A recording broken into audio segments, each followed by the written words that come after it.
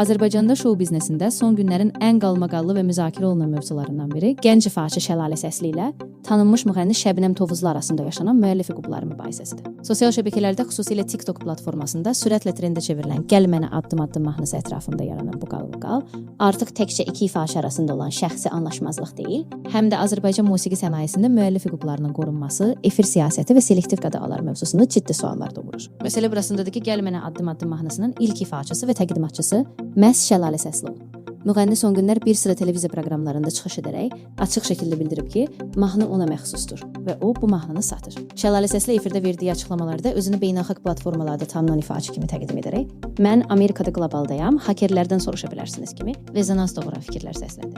Bu açıqlamalar sosial mediada geniş müzakirələrə səbəb olub. Ölgə TV xəbər verir ki, qalmaqalın əsas nöqtəsi isə tanınmış müğənni Şəbnəm Tovuzlunun bu mahnını müəllifin icazəsi olmadan ifa etməsidir. Şəlalə Səsli açıq şəkildə bildirib ki, Şəbnəm Tovuzlu onun mahnısını satın almadan, yəni hüquqi razılaşma olmadan oxuyub və yayıb.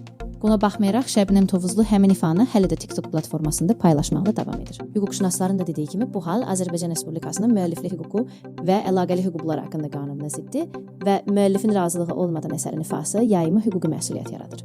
Maraqlı və eyni zamanda cəmiyyətdə narazılıq doğuran başqa bir məqam isə son günlər bəzi televiziya kanallarında şou proqramlarının bağlanması və bir sıra müğənni ilə aparıcılara efir qadağası qoyulması fonunda ortaya çıxıb. Şəxslərin siyasətində Şəlalə Səsli kimi hələ yeni tanınmağa başlayan bir ifaçının yer alması suallar doğurur.